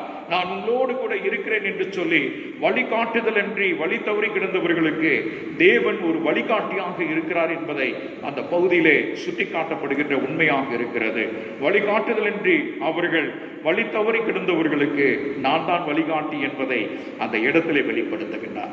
ஆகவே யாத்திரா 40ஆம் அதிகாரத்தில் மிக முக்கியமான அந்த கருத்தை இன்னும் ஆழமாக நாம் சிந்தித்து பார்க்க வேண்டும். கடவுள் தன்னுடைய பிரசனத்தை இங்கே வெளிப்படுத்தி அவர் அந்த இடத்திலே முழுவதுமாக தன்னுடைய மகிமையை அவர்கள் மீது தங்கியிருக்கும்படியாக செய்கின்றார். அவர்களுடைய மகிமை, அவர்கள் அந்த மகிமையை பார்த்தார்கள், கண்களால் கண்டார்கள், அதை புரிந்து கொண்டார்கள். எங்களோடு கூட இருக்கிற ஆண்டவர் அந்த உணர்வை அவர்கள் புரிந்து கொள்கின்ற ஒரு பெரிய அனுபவத்திற்குள்ளாக அவர்கள் இணைத்துக் கொண்டவர்களாக இருந்தார்கள். பிலிப்பியர் 3ஆம் அதிகாரம் 8வது வசனத்திலே பார்க்கலாம், என் ஆண்டவராம் கிறிஸ்து இயேசுவை பற்றிய அறிவே நான் பெற்ற ஒப்பற்ற செல்வம். இதன் பொருட்டு எல்லாவற்றையும் இலப்பாக நான் கருதுகிறேன். பிலிப்பியர் 3ஆம் அதிகாரம் 8வது வசனத்திலே எதை பற்றி நான் அறிந்து கொள்ள விரும்பினார் என்று சொன்னால், பிலிப்பியர் 3ஆம் அதிகாரம் 10வது வசனத்திலே கிறிஸ்துவையும் அவர் தம் உயிர்த்தெழும் வல்லமை குறித்து அறிய ஆவல் கொண்டவராக இருந்தார். அதுதான் அவருடைய ஆவலாக இருந்தது. தன்னுடைய வாழ்க்கையினுடைய பயணங்களிலே அவர் வந்து கொண்டிருக்கிற போது உயிர்த்தெழுடைய வல்லமை எனக்குள்ளே நான் இன்னும் அதிகமாக நான் ஆவலோடு கூட அதை அனுபவிக்க வேண்டும் என்கின்ற எண்ணம் பவுலுக்கு அதிகமாக குடிக்கொண்டிருந்ததாக இருந்தது. கிறிஸ்து உயிர்த்தெழுந்த இயேசுவோடு அனுதினம் ஒன்றிணைத்து உறவோடு வாழ வேண்டும் என்பதுதான் பவுலினுடைய விருப்பமாக இருந்தது. அதனால் அவர் என்ன செய்தார் என்று சொன்னால், பிலிப்பியர் 3ஆம் அதிகாரம் 12வது வசனத்திலே எல்லாவற்றையும் நான் விட்டுவிட்டேன், எல்லாவற்றையும் தூசியாக நான் எண்ணுகிறேன், எனக்கு தேவையில்லை. ஏன் என்று சொன்னால் உறவுகள் எனக்கும் ஆண்டவருக்கு மாத்திரமே. இந்த உறவு என்னோடு கூட இருக்க வேண்டும். உயிர்த்தலுடைய அனுபவங்கள் என் வாழ்க்கையில எப்பொழுதும் ஒன்றிணைத்து இயேசுவோடு கூட வாழுகின்ற அந்த அனுபவம் எனக்குள்ளாக வாழ வேண்டும் என்பதற்காக நான் எல்லாவற்றையும் விட்டு விடுகிறேன் என்று சொல்லி அதை விட்டுவிட்டு பவுலினுடைய வாழ்க்கை நமக்கு மிக முக்கியமான ஒரு வாழ்க்கையாக இருக்கிறது. எதையெல்லாம் விட்டார் பாருங்கள். அந்தஸ்தை விட்டார், பெருமை விட்டார், மேன்மை விட்டார், கல்வியை விட்டார், பரிசேயன் என்கின்ற சமூக அந்தஸ்தை விட்டு விட்டார். எல்லாவற்றையும் வேண்டாம், இதெல்லாம் குப்பை, எனக்கு தேவையில்லை. எனக்கு உண்டான உறவு ஆண்டவர் இயேசு மாத்திரமே. உயிர்த்தலுடைய அனுபவத்தின் மூலமாக அவர் பெற்றுக்கொண்டதான அந்த வாழ்வு, இதையெல்லாம் என்னுடைய வாழ்க்கையில எதையும் கொண்டு செல்ல போவது கிடையாது. எனக்கு ஒரே ஒரு உறவு, இந்த இயேசுவின் உறவு, அவர் மூலமாக கிடைக்கின்ற அந்த அனுபவம் தான் என் வாழ்க்கையை ஆண்டவரோடு கூட இணைத்துக் கொள்ள முடியும் என்கின்ற உணர்வை பவுல் தன்னுடைய வாழ்க்கையிலே அவர் ஏற்படுத்தி கொண்டவராக காணப்பட்டார். உறவு சீராக அமைய வேண்டுமென்றால் அது உயிரோட்டம் உடையதாக இருக்க வேண்டும் என்று சொல்லி, அது உயிரோட்டமாக இருக்க வேண்டும். அப்படிப்பட்ட உயிரோட்டமாக தன்னுடைய வாழ்க்கையிலே அவர் அதை வெளிப்படுத்தி காண்பித்தார். அனுதினமும் கிறிஸ்துவோடு ஒன்றித்ததாக அமைய வேண்டும் என்பதற்காக எல்லாவற்றையும் நான் குப்பையாக எண்ணுகிறேன் என்று சொல்லி தூக்கி எறிந்து விட்டு ஆண்டவரோடு தன்னை இணைத்துக் கொண்டதான அருமையான பவுலை குறித்து நாம் அறிந்து கொள்ள நாம் அழைக்கப்பட்டிருக்கிறோம். கிறிஸ்துவுக்குள் அன்பானவர்களே, பயந்து எருசலேமை விட்டு வெளியே போனவர்கள் இப்பொழுது இயேசுவின் பிரசன்னத்தோடு எருசலேமுக்கு உள்ளே போனவர்களாக காணப்பட்டார்கள். இந்த சீடர்கள் பிரபலமான ஒரு சீடர்கள் அல்ல, பிரபலமற்ற ஒரு சீடர்கள், அடையாளம் தெரியாத சீடர்கள். அடையாளப்படுத்துகிறார் ஆண்டவராக இயேசு கிறிஸ்து. எம்மாவூர் என்கின்ற இடம் அங்கே போர் புரிவதற்காக பாசறை கட்டப்பட்ட அமைதலற்ற ஒரு சூழலில் இருந்த ஒரு இடம். ஆனால் இயேசுனுடைய உயிர்த்தெழுதல் அங்கே தன்னுடைய பயணத்தின் மூலமாக அந்த இடத்திற்கு சென்ற போது ஒரு அமைதியின் இடமாக மாற்றி அங்கே திருச்சபை கட்டுவதற்கு உண்டான காரியத்தை ஏற்படுத்தினார். அவர்கள் முகவாட்டலோடு கூட சென்ற ஒரு நேரம் அந்த முகவாட்டலை மாற்றி மீண்டுமாக ஒரு தரிசனத்தோடு உடன்படிக்கையோடு கூட தன்னை இணைத்து கொண்ட ஆண்டவருடைய அந்த பிரசனத்தை உணர்ந்து கொண்ட இந்த சீடர்கள் மீண்டும் இந்த முகவாட்டல் எனக்கு இருக்கக்கூடாது, இந்த முகவாட்டலத்தோடு கூட மீண்டும் நான் பயணிக்க கூடாது, என்னுடைய பயணிகள் மீண்டுமாக எருசலேமுக்குள்ளே இருக்கிறது என்று சொல்லி இந்த 2 பேரும் மீண்டுமாக எருசலேமுக்குள்ளே அவர்கள் புறப்பட்டு சென்றவர்களாக இருந்தார்கள். அந்த கடவுளுடைய அந்த வழிநடத்துதலை நாம் பழைய ஏற்பாட்டிலே அங்கே முழுவதுமாக நாம் பார்த்தவர்களாக இருக்கின்றோம். சிக்கல்களை கண்டு அநீதியை கண்டு பயந்தவர்கள் அல்ல நம்முடைய வாழ்க்கை. நம்முடைய வாழ்க்கை இப்படிப்பட்டதான சிக்கலான சூழ்நிலையிலே ஆண்டவர் நம்மோடு கூட பயணித்துக் கொண்டிருக்கிறார் என்று சொல்லி அநீதியை கண்டு நாம் பயந்தவர்களாக வாழாதபடி ஆண்டவருடைய சமூகம் எனக்குள்ளே இருக்கிறது என்பதை நாம் உணர்ந்து கொண்டு பயணித்துக் கொண்டிருக்கிற ஆண்டவர் எனக்கு உயிரோட்டத்தை கொடுப்பார் என்கின்ற விசுவாசத்தின் உறுதியை பற்றி கொண்டு இந்த காலகட்டத்திலே நீங்களும் நானும் பயணிப்பதற்காக ஆண்டவர் நம்மை அழைத்திருக்கின்றவராக இருக்கிறார். என்ன நடந்தாலும் பரவாயில்லை என்ற தைரியத்தோடு எதிர்ப்பதையிலும் செய்கிறார்கள். அங்கே எருசலேமை விட்டு விலகி வந்தவர்கள் எம்மாவூருக்கு செல்லக்கூடியதான நிலையிலே அவர்களுடைய வாழ்க்கை மீண்டும் உயிரோட்டத்தை கொடுத்ததான ஆண்டவராக இயேசு கிறிஸ்துவினுடைய அந்த வல்லமையை அவர்கள் பெற்றுக்கொண்ட பின்பதாக அவர்கள் எருசலேம் நோக்கி பயணத்தை தொடர்ந்து பின்பதாக அவர்கள் சொல்லுகிற வார்த்தை, என்ன வந்தாலும் பரவாயில்லை, எங்களுடைய பயணங்கள் தொடரப் போகிறது, எங்களுடைய பயணம் அங்கே செல்ல போகிறது, எப்படிப்பட்டதான சூழ்நிலைகள் வந்தாலும் சரி எங்களுடைய பயணங்கள் நிற்கப் போவதில்லை என்பதை தைரியத்தோடு எடுத்து பயன்படுத்தினார்கள். அதனை எதிர்கொள்ள தங்கள் அன்றாட வாழ்விலே உயிர்த்த இயேசுவோடு கூட இணைந்து இருக்கிறார் என்ற புதிய நம்பிக்கையோடு கூட அவர்கள் புறப்பட்டு போனார்கள். அன்பானவர்களே, இன்றைக்கு இருக்கக்கூடியதான சூழ்நிலைகளை நீங்களும் நானும் அறிந்தவர்கள். இன்றைக்கு நமக்கு ஒரு சவாலாக இருந்து கொண்டிருக்கிற ஒரு வாழ்க்கை, ஆண்டவர் நம்மோடு கூட எப்பொழுதும் பயணித்துக் கொண்டிருக்கிறார் என்ற நிச்சயம் நமக்குள்ளே இருக்கிறது, இல்லை என்று சொல்லவில்லை. அந்த விசுவாசத்தை நாம் இழந்து போகக்கூடாது. ஆண்டவர் எனக்கு எப்பொழுதும் புத்துயிர் கொடுக்கின்றார். என் வாழ்க்கையிலே எப்பொழுதும் மேகத்தின் மூலமாகவும் இரவிலும் பகலிலும் எப்படிப்பட்டதான பிரசுரத்தை அந்த மக்களுக்கு கொடுத்து உதவி செய்தாரோ அதே போல அன்றாட வாழ்க்கையிலும் இன்றைய காலகட்டத்திலேயும் என்னுடைய வாழ்க்கையிலே ஆண்டவர் நேரத்துக்கு பயன்படுத்துகின்ற வகையிலே ஒவ்வொரு நேரத்தையும் ஆண்டவர் தன்னுடைய கரங்களிலே நம்மை சுமந்து கொண்டு நம்மை பராமரித்துக் கொண்டிருக்கிறார் என்று சொல்லி அந்த விசுவாச உறுதியை நாம் இழந்து விடாதபடி இந்த காலகட்டத்திலே பயணிக்க அழைக்கப்பட்டவர்களாக இருக்கிறோம். என்ன நடந்தாலும் பரவாயில்லை, நான் ஆண்டவருக்காக நான் இருப்பேன். பவுலை போல ஒரு உறுதியான நம்பிக்கை நமக்குள்ளே இருக்க வேண்டும்.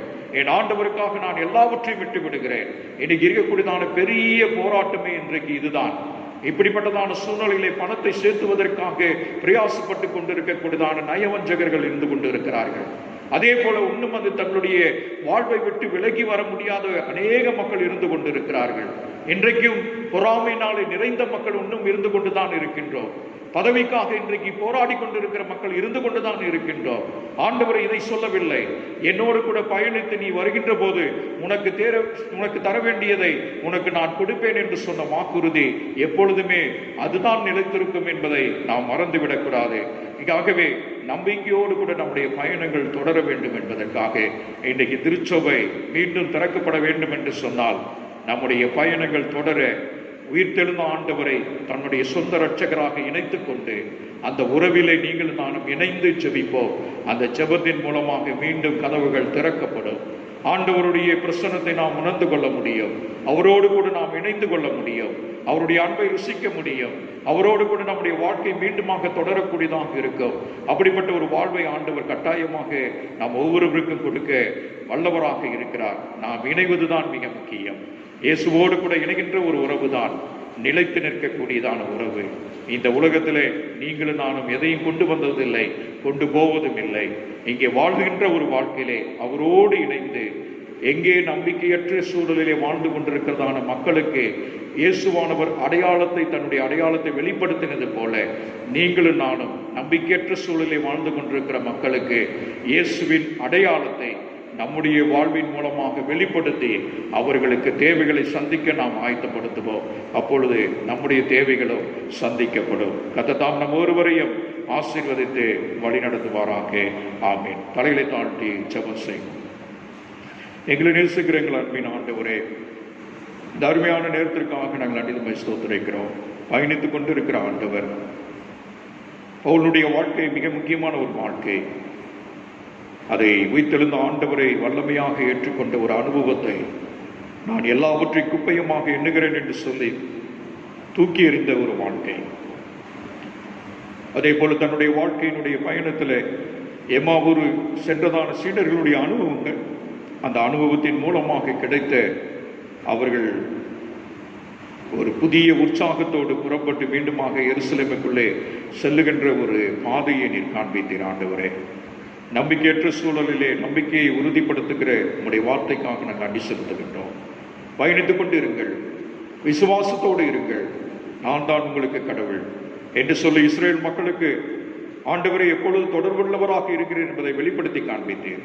அதே தொடர்பை தொடர்ந்து உயிர்த்தெழுந்த வல்லமையினுடைய ஆற்றல் இயேசு கிறிஸ்து உயிர்த்தெழுதலுக்கு பின்பதாக அமைதியற்ற சூழலிலே அமைதியை உருவாக்கி அந்த இடத்திலே மீண்டுமாக எல்லாரும் இயங்கும்படி திருச்சபைகள் உருவாக்குவதற்கு ஒரு காரணமாக வித்திட்டவராக இருந்ததை நாங்களும் ஆண்டவரை அப்படிப்பட்ட ஒரு வாழ்விலை நாங்கள் இணைந்திருந்து உடைய பிரசன்னத்தை உணர்ந்து அன்றாட பயணத்திலே தொடர்ந்து விசுவாசத்தோடு சார்பாக போதல் செய்கிற குழுவின் சார்பாக என்னுடைய சார்பாக நன்றியும் வாழ்த்துலையும் தெரிவித்துக் கொள்கிறோம். கர்த்தர் உங்களை ஒவ்வொருவரையும் ஆசீர்வதித்து வழி நடத்துவாராக. ஆமென். நாம் யாரும் எழுந்துட்டு நம்முடைய விசுவாசத்தை நிசையா விசுவாச பிரமாணத்தின் மூலமாக நாம் அறிக்கை செய்வோம். பக்கம் 9வது பக்கம். வானத்தையும் பூமியையும் காணப்படுகிறது காணப்படாதமான எல்லாவற்றையும் படைத்தவராக இருக்கிற சர்வல்ல பிதாவாகிய ஒரே கடவுளை விசுவாசிக்கிறேன். ஒரே கர்த்தருமாய் கடவுளுடைய ஒரே பிராணகுமாரனாய் இருக்கிற இயேசு கிறிஸ்து விசுவாசிக்கிறேன். அவர் சகல உலகம் உண்டாவதற்கு முன்னே தமது பிதாவினாலே ஜெனிப்பிக்கப்பட்டவர், தெய்வத்தில் தெய்வமானவர், ஜோதியில் ஜோதியானவர், மெய்தேவனில் மெய்தேவனானவர், உண்டாக்கப்படாமல் ஜெனிப்பிக்கப்பட்டவர், பிதாவுடைய ஒரே தன்மையுடையவர், சகலத்தையும் உண்டாக்கினவர், மனிதனாகிய நமக்காகவும் நமக்கு ரட்சிக்கு உண்டாகவும் பரமண்டத்திற்கு இறங்கி பரிசுத்தாவினாலே கன்னிமரியாத்தில் அவதரித்து மனிதனானார். நமக்காக புத்திகுலாத்தின் காலத்தில் சுழல் அறையுண்டு பாடுபட்டு அடக்கப்படப்பட்டார். வேத வாக்கின்படி 3ஆம் நாள் உயிர்த்தெழுந்தார். பரமண்டத்துக்கு ஏறி பிதாவின் வலது வாசல் வீற்றிருக்கிறார். உயிரோரி மரித்தோரை நாயத்திற்கு மகிமையுடைய திரும்ப வருவார். அவருடைய ராஜ்யத்துக்கு முடிவில்லை.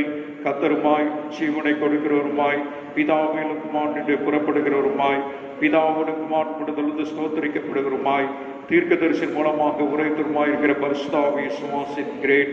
ஒரே பரிசுத்த பொதுவான அப்போஸ்தல திருச்சபை ஒன்று என்று விசுவாசிக்கிறேன். பாவமன்னிப்பு என்று நியமிக்கப்பட்ட ஒரே ஞானஸ்தானத்தை அறிக்கையிடுகின்றேன். மரித்தோர் உயிர்த்தெழுதலும் மறுமைக்குரிய ஜீவனும் என்று காத்திருக்கிறேன். ஆமென். காணிக்கை பாடலாக நாம் யாவரும் எழுந்து நின்று கிறிஸ்துவ கீர்த்தனையில 83வது கீர்த்தனை நாம் பாடுவோம். அப்பொழுது உங்களுடைய இல்லங்களிலே நீங்கள் காணிக்கை எடுத்து வைத்துக் கொள்ளுங்கள். ஆண்டவருடைய ஆலயத்திற்கு வருகிற போது நீங்கள் படையுங்கள். 83வது கீர்த்தனை. இயேசுவின் நாமமே திருநாமம். முழு இருதயத்தால் தொழுவோம். நாம் என பாடலை நாம் பாடுவோம்.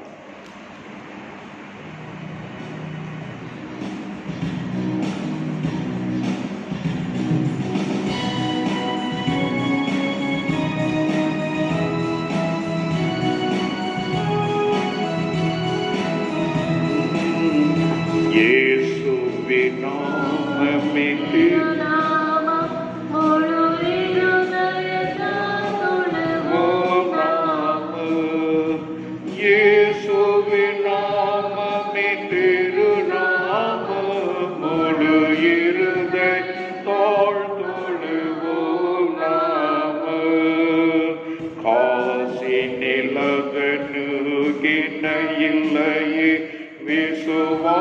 வாசித்தவர்களுக்கு குறையில்லையே.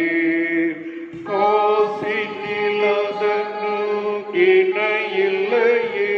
விசுவாசித்த மகளுக்கு குறையில்லையே. இயேசுவின் நாமமே திருநாமம். முழு இருதயத்தோள் தொழுவோம் நாமம். இத்தரையில் மெத்தவதி சயநாமம். அதை நித்தமும் தொழும் அவர்க்கு ஜெயநாமம்.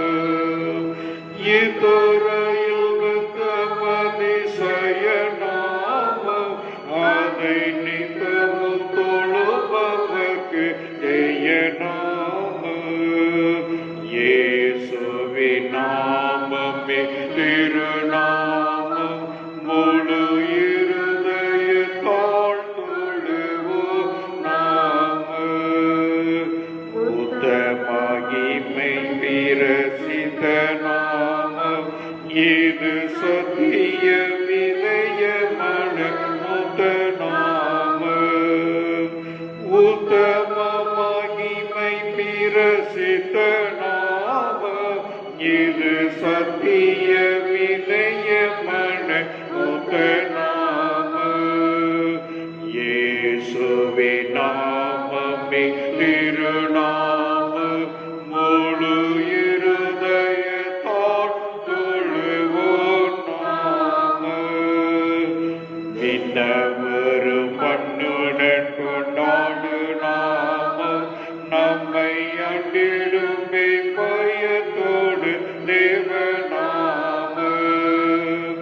விண்ணவரும் மண்ணுடன் கொண்டாடு நாமம். நம்மை அண்டிடுமே பயத்தோடு தேவநாமம். இயேசுவின் நாமமே திருநாமம். முழு இருதயத்தால் தொழுவோம் நாமம். பட்சமுள்ள ரட்சை செய்யும் உபகாரி. பெரும் பாவ பிணிகள் நீக்கும் பரிகாரி. பட்சமுள்ள ரட்சை செய்யும் உபகாரி. நீக்கும் பரிகாரி. இயேசுவின் நாமமே திருநாமம். முழு இருதயத்தால் தொழுவோம் நாமம். சோமட கடவோம். எங்கள் அதிகமாக நேசிக்கிறங்கள் அன்பின் ஆண்டவரே, இந்த அருமையான நேரத்திற்காக நாங்கள் அடிதமாய் ஸ்தோத்திரிக்கிறோம் ஆண்டவரே. எங்களுடைய வாழ்க்கையில மீண்டும் ஒரு புதிய மாதத்திற்குள் எங்களை அழைத்து வந்ததற்காக நாங்கள் நன்றி செலுத்துகிறோம் ஆண்டவரே. ஆண்டவரே, இப்படிப்பட்டதான ஒரு சூழ்நிலையின் மத்தியில் கடந்த நாட்கள் முழுவதுமாக எங்கள் ஒவ்வொருவரையும் கண்மணி போல நீர் பாதுகாத்து இக்கட்டான சூழ்நிலையிலே, குடும்ப வாழ்விலே, தனிப்பட்ட வாழ்க்கையிலே அருமையான சிறு பிள்ளைகள், பெரியவர்கள், வாலிபர்கள், வயது சென்ற மக்களை நீர் பராமரித்து பாதுகாத்திருக்கிறீர் ஆண்டவரே. உமக்கு நாங்கள் கோடாகோடி ஸ்தோத்திரங்களை எடுக்கின்றோம். எங்களுடைய திருச்சபை குடும்பங்கள் ஒவ்வொருவரும் நீர் ஆசீர்வதித்திருக்கிறீர் ஆண்டவரே. நன்றி ஆண்டவரே.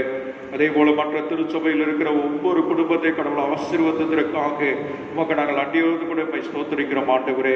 உடைய பிரசனம், உடைய வழிநடத்தல் அவர்களோடு கூட இருக்கும்படியாக நாங்கள் ஜெபிக்கிறோம் ஆண்டவரே. எல்லா ஆயர்களுக்காக நாங்கள் அடி செலுத்துகிறோம். பேராயர்களுக்காக, பேராயிரமாக்காக நன்றி. எங்களுடைய கோவை திருமணத்தினுடைய எல்லா பணிகளுக்காக நாங்கள் அடி செலுத்துகின்றோம் ஆண்டவரே. சிறுவர் பணித்துறை மூலமாக நாளை தினத்திலிருந்து விடுமுறை வேதாம்பிள்ளி நிகழ்வை ஆண்டவரை தமிழ் டிவி மூலமாக, பேஸ்புக்கின் மூலமாக, யூடியூபின் மூலமாக ஒளிபரப்ப ஆண்டவரை கிருபை தந்திருக்கிறேன்.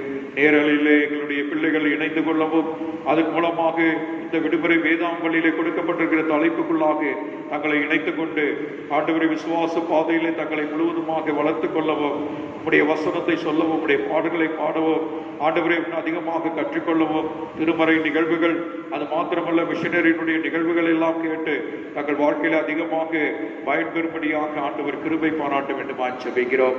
ஆண்டவரே, ஒவ்வொரு பிள்ளைகளை கடவுள் இந்த நாட்களிலே நீர் பயன்படுத்தும் ஆண்டவரே.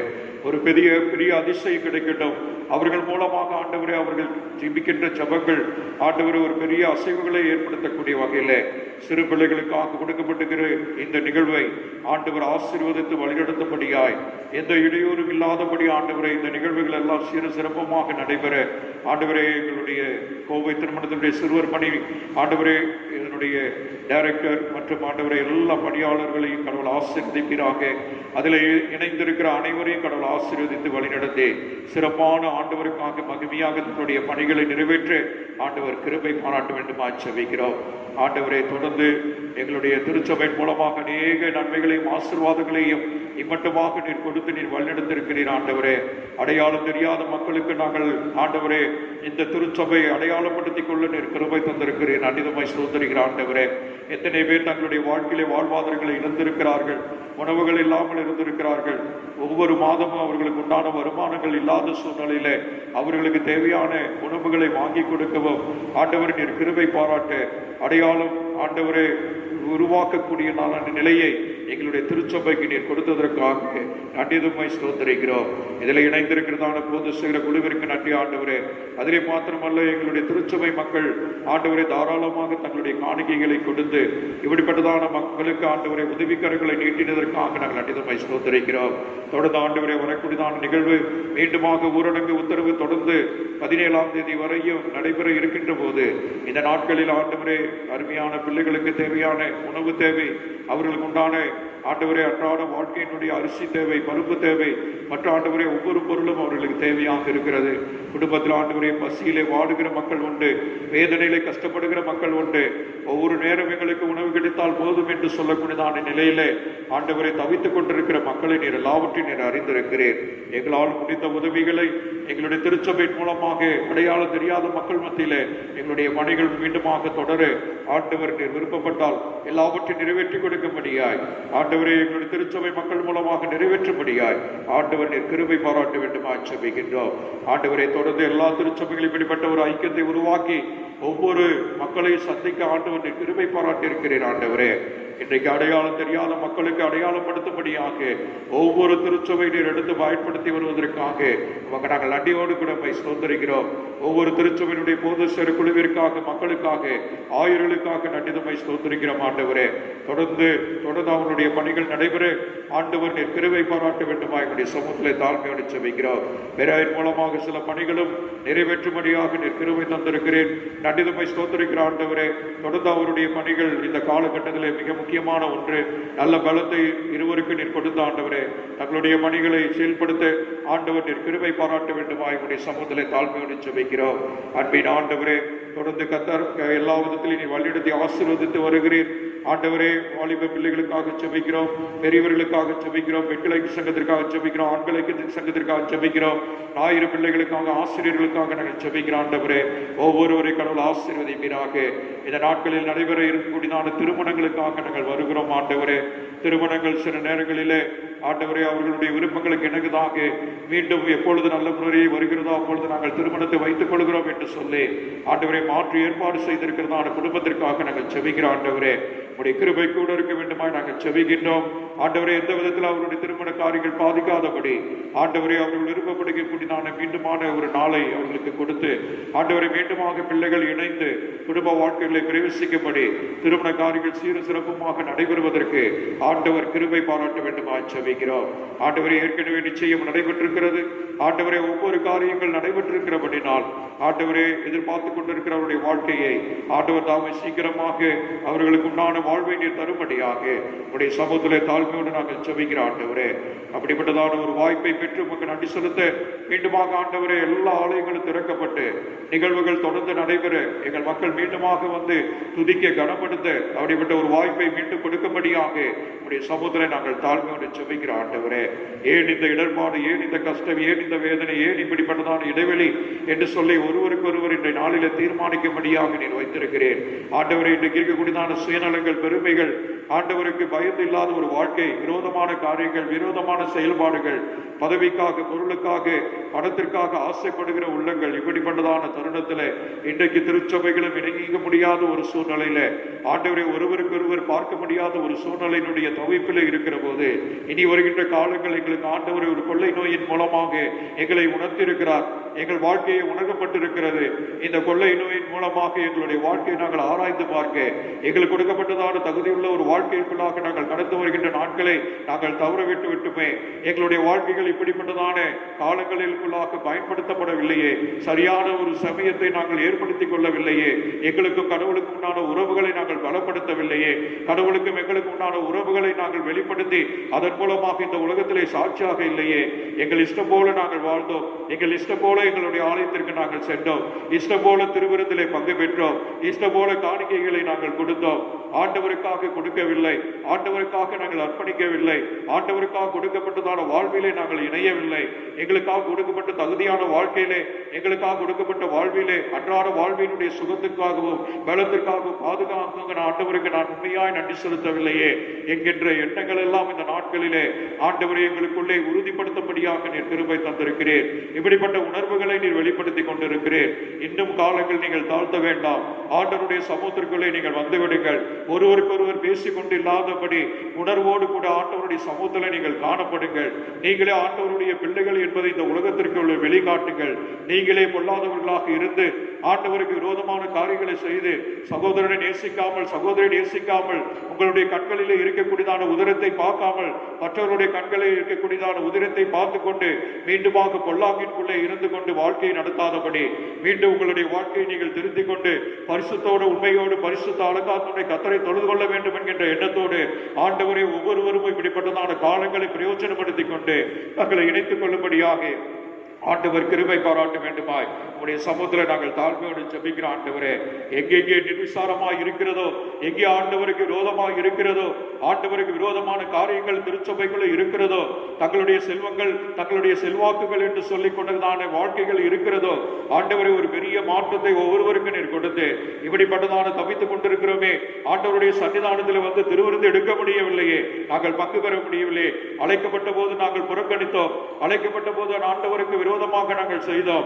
அழைக்கப்பட்ட போது ஆண்டவருடைய சத்தியத்திற்கு ஏற்காமல் போனோம், ஆண்டவருக்கு செவி சேர்க்காமல் போனமே என்று சொல்லி ஆண்டவரே உள்ளான எண்ணங்களை உருவாக்கி கொடுத்து நித்திய வாழ்விற்குள்ளே ஒவ்வொருவரும் பிரவேசிக்கும்படியாக தங்களுடைய வாழ்க்கையை பரிசுத்தப்படுத்திக் கொண்டு உங்களுடைய சமூகத்திலே வந்து அப்பா பிதாவென்று ஸ்தோத்திரிக்க ஆண்டவரை மீண்டுமாக ஒரு வாய்ப்பை நீர் கொடுத்து இனி இந்த கொள்ளை நோய்கள் அல்ல, மீண்டும் எந்த நோய்கள் வரப்போகிறதோ, எந்த விதமான இடையூறு வரப்போகிறதோ, நாட்டிலே எந்த பஞ்சம் வரப்போகின்றதோ, கடவுள் என்ன நினைத்திருக்கிறாரோ அதற்குள்ளாக நாங்கள் மாட்டிக்கொள்ளாதபடி விசுவாசத்தின் பயணத்தை தொடர உயிர்த்தெழுந்த ஆண்டவருடைய வல்லமை எங்களுக்குள்ளே இருந்து அந்த வல்லமையான வாழ்க்கையை நாங்கள் உருவாக்கி கொள்ள உயிர்த்த ஆண்டவரோடு கூட உறவாடுகிற ஒரு அனுபவத்திற்குள்ளே நாங்கள் இணைந்து எல்லா நோக்கங்களும் எல்லாருடைய செயல்பாடுகளும் அவருடைய பேச்சுக்கு இணங்க, அவர் விருப்பப்படுகிற பேச்சோடு செயலோடு எங்களுடைய வாழ்க்கையை நாங்கள் இணைத்துக் கொள்ள, அவர் விருப்பப்படுகிறதான ஒரு வாழ்க்கைக்குள்ளே நாங்கள் பிரவேசித்துக் கொள்ள இந்த காலங்களை நாங்கள் பயன்படுத்திக் கொள்ள எங்களுக்கு கிருபை தர வேண்டுமாய் உடைய சமூகத்தில் நாங்கள் தாழ்மையோடு ஜெபிக்கிற ஆண்டவரே, இந்த நாட்கள் பொல்லாத நாட்கள், காலங்களை பிரயோஜனப்படுத்திக் கொள்ளுங்கள். இந்த நாட்களில் ஆண்டவரை நீங்கள் மகிமைப்படுத்திக் கொள்ளுங்கள். மரணமோ அல்லது இப்படிப்பட்டதான மீண்டும் திறக்கப்படுகிற நாளோ எந்த நாள் என்பதை நாங்கள் அறியோம். எங்கள் வாழ்க்கையிலே ஆண்டவரே ஒருவேளை மரணத்தை சந்திக்க போகிறோமோ அல்லது மீண்டுமாக ஆலயத்தில் வந்து அப்பா பிதாவை ஸ்தோத்தரிக்க போகிறோமோ, எது நேர்பட்டு என்றாலும் நான் உங்களுக்காக நான் வாழுகிறேன் என்ற சிந்தனையோடு கூட தங்களுடைய வாழ்க்கை பயணத்தை உம்மோடு கூட இணைத்துக் கொள்ளும்படி ஆண்டவர் கிருபை பாராட்ட வேண்டுமாய் ஜெபிக்கிறோம். பெயருக்கும் புகழுக்கும் எங்களுடைய வாழ்க்கை அல்ல, ஆண்டவருக்காக வாழுகிற ஒரு வாழ்க்கை என்பதை உணர்ந்து கொண்டு உம்மோடு மீண்டும் நாங்கள் உறவாடுகிற அனுபவத்தை நாங்கள் பெற்றுக்கொள்ள ஆண்டவரே இந்த நாட்களிலே எங்கள் உள்ளங்களுக்குள்ளாக நீர் குடியேறி ஆண்டவரே தொடர்ந்து நீர் உணர்த்தி ஒவ்வொருவரையும் நீர் வழிநடத்தும்படியாய் உடைய சமூகத்திலே தாழ்மையோடு ஜெபிக்கிறோம். ஆண்டவரே ஒவ்வொரு ஏழை மக்களுக்காக நாங்கள் ஜெபிக்கிறோம், வாழ்வாதாரங்களை இழந்திருக்கிற மக்களுக்காக ஜெபிக்கிறோம், பாடுபட்டுக் கொண்டிருக்கிறதான வேதனைப்பட்டுக் கொண்டிருக்கிற மக்களுக்காக ஜெபிக்கிறோம். ஒவ்வொரு அரசாங்கமும் ஆண்டவரை இன்றைக்கு அவர்கள் பேச்சிலே இருந்து கொண்டிருக்கிறார்கள். மக்களுக்கு செய்ய வேண்டிய கடமைகளை செய்யும்படியான ஆண்டவரே ஒவ்வொரு சேவை பணியை ஆண்டவரே அரசாங்கம் செய்வதற்கு முன்வரும்படியாக கர்த்தர் கிருபை தர வேண்டுமாய் உடைய சமூகத்திலே நாங்கள் தாழ்மையோடு ஜெபிக்கிறோம். அப்பா ஆண்டவரே மக்களுக்கு தேவையான காரியங்களிலே தங்களுடைய சொத்துக்களை சேர்த்துக் கொண்டுவதற்கு மாத்திரமல்ல, ஆண்டவருடைய பணிகளுக்குள்ளே இணையப்பட்ட ஒரு வாழ்க்கையாக ஏழை மக்களுக்காக தங்களுடைய அர்ப்பணிக்கின்ற ஒரு வாழ்க்கையில இணைந்து கொள்ள அனைவரை நீர் ஆயத்தப்படுத்தும்படியாக உடைய சமூகத்திலே ஜெபிக்கிறோம். ஆண்டவரே தொடர்ந்து உடைய சமூகத்தில் வருகிற ஆண்டவரே, உடைய பார்வை இருக்க வேண்டும். ஏழைகளுக்கும் விதவைகளுக்கும் கஷ்டப்படுகிற மக்களுக்கும் துன்பப்படுகிற மக்களுக்கும் பாடுபடுகிற மக்களுக்கும் உதவி செய்ய வேண்டும். அப்படிப்பட்ட பார்வையோடு ஒவ்வொருவரும் இணைப்படி கர்த்தர் கிருபை தாரும். ஆண்டவர் டாக்டர் பணிகளுக்காக, நர்சஸ் பணிக்காக, ஆண்டவரை தூய்மை பணியாளர்கள், காவல் பணியாளர்களுக்காக நாங்கள் ஜெபிக்கிறோம். அவர்கள் எந்த விதமான இடையூறு வராதபடி அவர்கள் தொடர்ந்து தங்களுடைய பணிகளை நிறைவேற்ற ஆண்டவருடைய கிருபை பாராட்டும். வைரஸினாலே பாதிக்கப்பட்டிருக்கிற ஒவ்வொரு மக்களும் மீண்டுமாக நல்ல சுகம் பெற்று தங்களுடைய இல்லங்களுக்கு செல்லும்படியாக கர்த்தர் கிருபை தாரும். தொடர்ந்து இந்த 17ஆம் தேதி வரை ஆண்டவரே மீண்டுமாக ஒரு தனித்திருத்தலிலே நாங்கள் இருக்க போகிறோம்.